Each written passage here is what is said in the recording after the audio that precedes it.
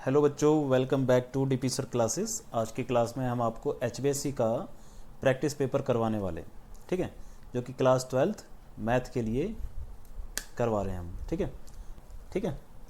अगला देखते हैं, which substitution can solve a homogeneous differential equation the form D X upon में D Y equal to H X upon में Y.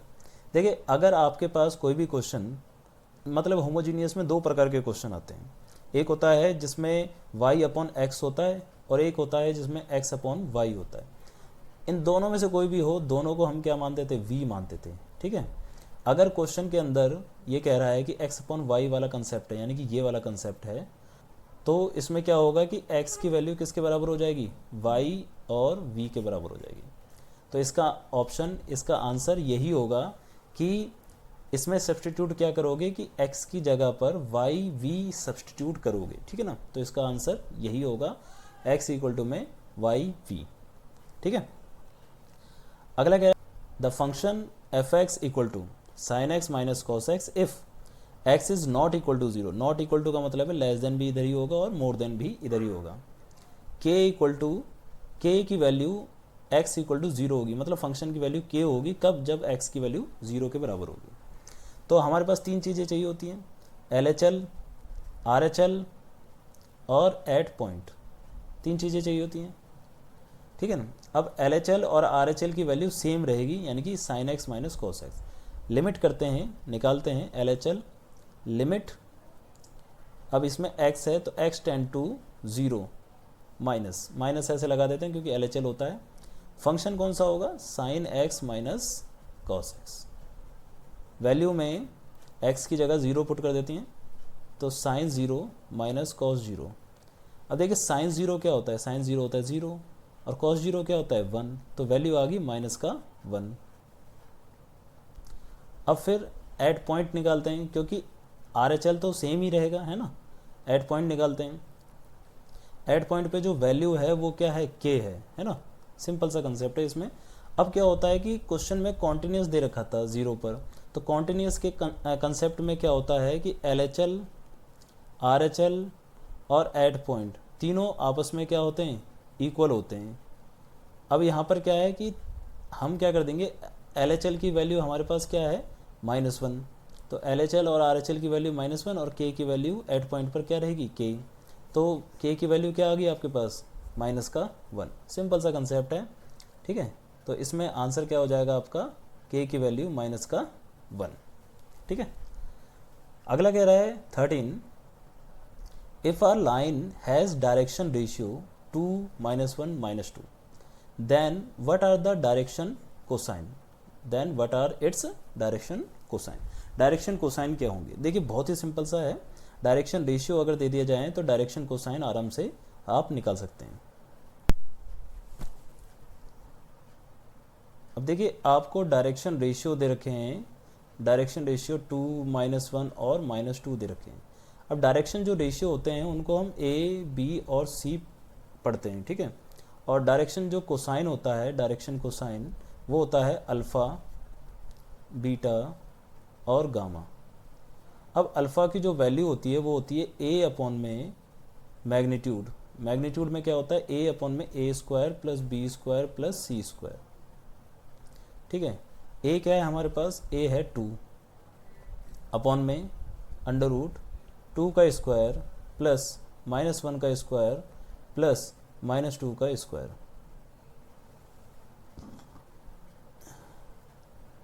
अब इसमें क्या है कि 2 अपॉन में अंडर रूट 2 का स्क्वायर 4 प्लस 1 प्लस 4, तो ये हो गया 2 अपॉन में 9, रूट 9। तो रूट 9 का मतलब हो गया 3। ठीक है, तो अल्फ़ा तो आ गया आपके पास 2/3।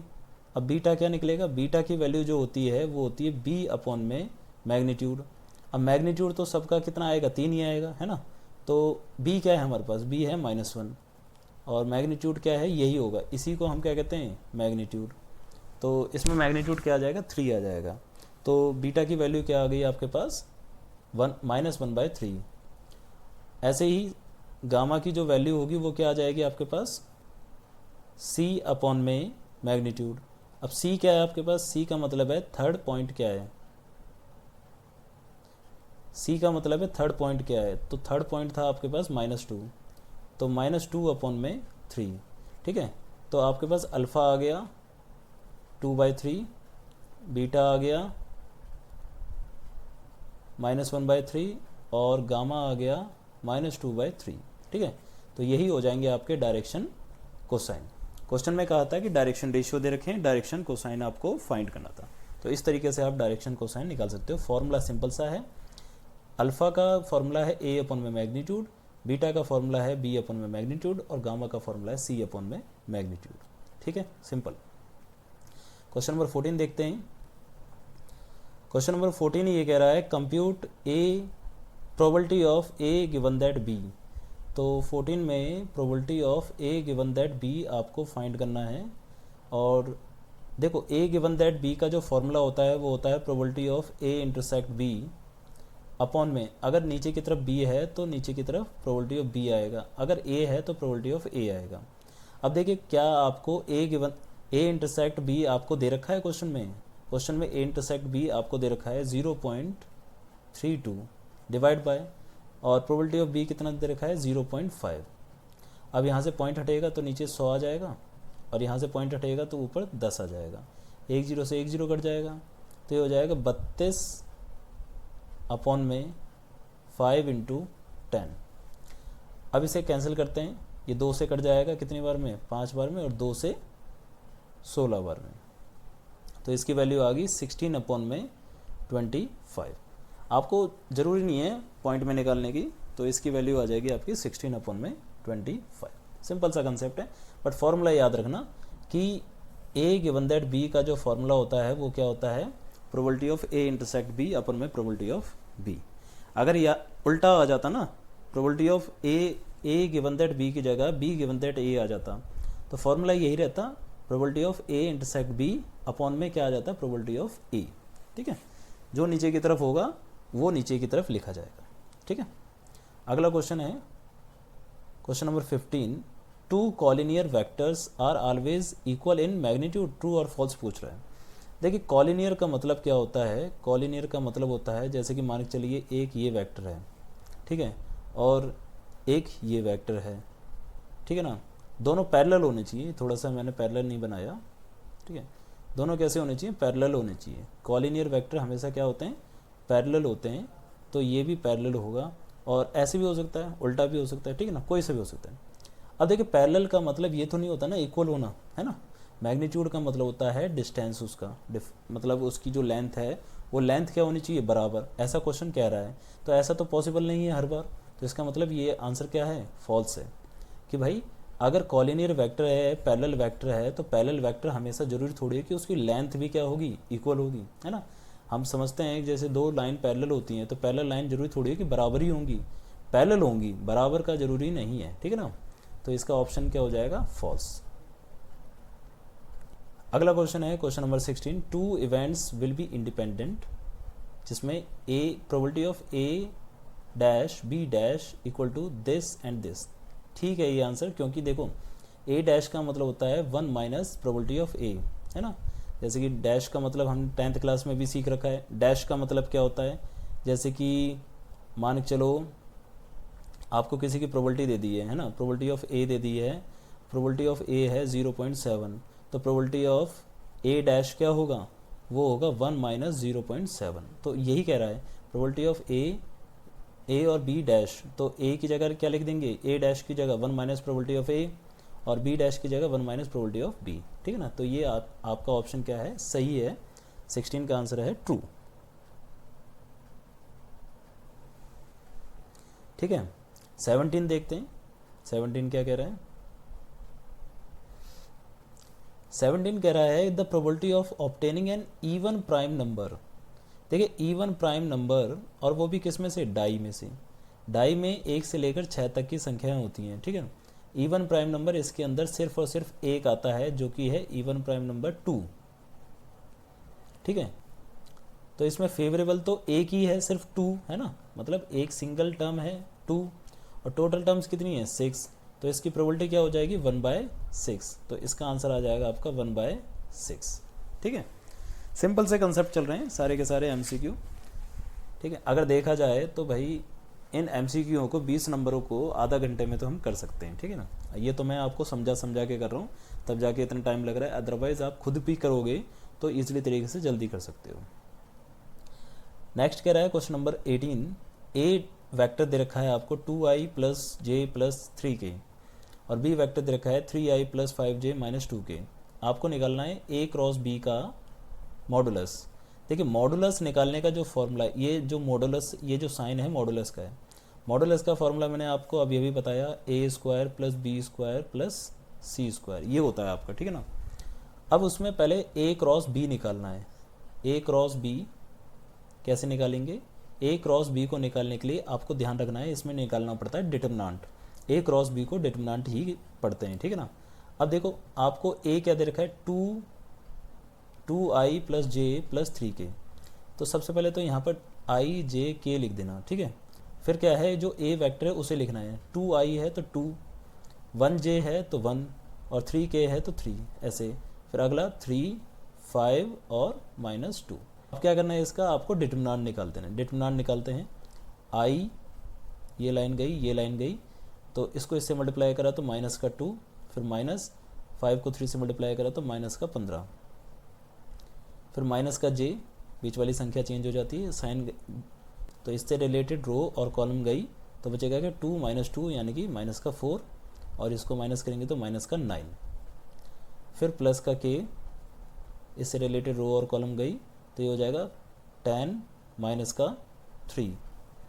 तो ये वैल्यू आ गई आपके पास माइनस 17i, ठीक है। और ये हो जाएगा माइनस का 13 और माइनस बाहर भी है तो ये प्लस का 13j और ये हो जाएगा प्लस का 7k। तो ये तो आपके पास आ गया वेक्टर।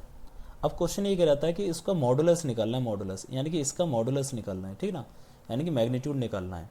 तो मैग्नीट्यूड निकालने के लिए आपको क्या करना है, मैग्नीट्यूड निकाल रहे हो आप इसका, तो क्या कर दोगे, under root a square plus B square plus c square. Under root a क्या है आपके पास, माइनस 17, b क्या है आपके पास 13 और c क्या है आपके पास 7।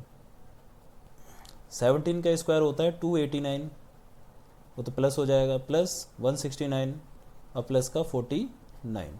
अब इन तीनों को अगर आप प्लस करते हो तो आपकी जो वैल्यू आएगी वो आएगी 507, ठीक है। तो इसका जो मैग्नीट्यूड हो गया वो हो गया 507, यानी कि magnitude of a vector cross b vector आपका आएगा रूट 507। अब देखिए अगला क्वेश्चन है असर्शन रीजन का। असर्शन रीजन में देखिए, असर्शन रीजन बच्चों को करने में थोड़ा सा कन्फ्यूज़न होती है, बट इसमें कोई कन्फ्यूज़न की बात है नहीं। आप सबसे पहले क्या करिए, आप क्वेश्चन को पढ़िए, असर्शन क्या कह रहा है, रीजन क्या कह रहा है, ये देखिए। असर्शन कह रहा है if R is the relation define in set 1 2 3 4 5 6, R जो दे रखा है वो AB और B equal to A plus 1 दे रखा है। अब कह रहा है कि then R is not an equivalence relation. अब चेक करो कि ये इक्विवेलेंस है या नहीं। इक्विवेलेंस का मतलब क्या होता है, इक्विवेलेंस का मतलब होता है वो रिलेशन जिसके अंदर रिफ्लेक्सिव भी हो, सिमेट्रिक भी हो और ट्रांजिटिव भी हो, ठीक है ना। अब सबसे पहले रिफ्लेक्सिव देखते हैं। क्वेश्चन है b इक्वल टू में a प्लस 1। अगर आपने इधर a की जगह पर 1 रखा तो क्या b की वैल्यू 1 आएगी, b की वैल्यू आ रही है 2, तो इसका मतलब 1 और 1 is not belongs to r। इसका मतलब r के अंदर 1 और 1 नहीं आ रहा, तो वो रिफ्लेक्सिव तो वैसे भी नहीं होगा, क्योंकि रिफ्लेक्सिव की कंडीशन क्या होती है, 1 और 1 का रिलेशन, यानी कि a और a का रिलेशन होना चाहिए। अब 1 और 1 का रिलेशन नहीं है तो इसका मतलब ये नॉट रिफ्लेक्सिव हो गया, और नॉट रिफ्लेक्सिव हो गया तो इसका मतलब वो नॉट इक्विवेलेंस हो गया। तो पहले वाले में यही कह रहा है कि R इज़ नॉट इक्विवेलेंस, तो सही कह रहा है, बिल्कुल सही कह रहा है, ये ट्रू कह रहा है, ऐसे लिख लो पहले। फिर अगला क्या है, रीज़न क्या है, a relation is said to be an equivalence. एक रिलेशन इक्विवेलेंस होता है if it's reflexive, symmetric and transitive. अगर वो रिफ्लेक्सिव, सिमेट्रिक और ट्रांजिटिव होता है तो। सही कह रहा है ये बात, बिल्कुल सही कह रहा है, ये भी ट्रू कह रहा है। तो इसका मतलब असर्शन भी ट्रू है और रीज़न भी ट्रू है। अब ये देखो कि असर्शन और रीज़न के बीच में रिलेशन है या नहीं, जो क्वेश्चन इसमें पूछा जा रहा था वही चीज़ इसमें बताई जा रही है कि नहीं जा रही? बिल्कुल बताई जा रही है। इक्विवेलेंस के बारे में पूछा जा रहा था और इक्विवेलेंस के बारे में इसमें बताया जा रहा है, तो इसका मतलब दोनों एक दूसरे से रिलेशन कर रहे हैं। तो इसमें जो ऑप्शन होगा वो ये होगा A, both assertion and reason are true. पहली बात तो दोनों ट्रू है, एंड रीज़न यानी कि ये is the correct explanation of assertion. Reason में एक करेक्ट एक्सप्लेनेशन दे रखी है किसकी? असर्शन की। ठीक है, तो इसका मतलब इसमें ऑप्शन हो जाएगा आपका ए। समझ में आ रहा है? ठीक है, ऐसे ही है सेकंड यानी कि क्वेश्चन नंबर 20।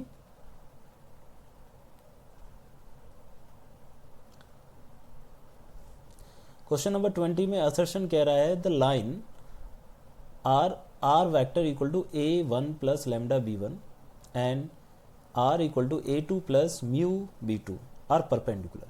अगर ये दोनों परपेंडिकुलर होते हैं तो van b1 into b2 equal to 0 होता है या नहीं होता? बिल्कुल होता है, क्योंकि देखो cos थीटा की जो वैल्यू होती है वो होती है b1 और b2 का डॉट प्रोडक्ट अपॉन में b1 का मैग्नीट्यूड और b2 का मैग्नीट्यूड, इस तरीके से होता है। ठीक है, अब अगर cos की वैल्यू 90 रख दी जाए, यानी कि एंगल अगर हमारा 90 आ जाए, तो 90 आने की कंडीशन में देखो क्या होगा, b1 वेक्टर b2 वेक्टर, ठीक है, अपॉन में b1 का मैग्नीट्यूड और b2 का मैग्नीट्यूड हो जाएगा। अब cos 90 क्या होता है? 0। तो अगर ये टर्म नीचे वाली इधर चली जाएगी 0 के साथ तो 0 हो जाएगा, तो b1 डॉट b2 किसके बराबर आ जाएगा? 0 के बराबर आ जाएगा। तो मतलब बिल्कुल सही कह रहा है, ये ट्रू है हमारा। ठीक है, आगे कह रहा है the angle theta between this and this is given by cos theta equal to b1 b2 upon में b1 का मैग्नीट्यूड b2 का मैग्नीट्यूड। तो यही तो चीज़ हमने लिखी थी, है ना? तो इसका मतलब ये भी सही है, ट्रू है। अब ये बताओ कि रीज़न के अंदर असर्शन का ही पार्ट है कि नहीं है? बिल्कुल है, क्योंकि देखो असर्शन में भी हमने cos थीटा का फॉर्मूला यूज़ करा था और रीज़न में भी cos थीटा का फॉर्मूला बताया गया है। तो इसमें भी ऑप्शन कौन सा हो जाएगा हमारा? ए वाला ही ऑप्शन हो जाएगा, जिसमें हम कहेंगे both assertion and reason are true and reason is the correct explanation of assertion. ठीक है, तो इसमें भी ऑप्शन नंबर ए आपका क्या हो जाएगा? सही हो जाएगा। तो देखिए आज की क्लास में बस हम इतना ही करवाएंगे। ये जो सेक्शन बी है आपका, सेक्शन बी अगले पार्ट में हम करवाएंगे। जब तक आप इन क्वेश्चनों को सही से समझें और इस वीडियो को लाइक और शेयर भी करें। ठीक है, और अगर कोई दिक्कत हो, कोई प्रॉब्लम हो तो आप हमें कमेंट भी ज़रूर कर सकते हैं। ठीक है, तो मिलते हैं हम फिर अगली क्लास में अगले सेक्शन बी के साथ।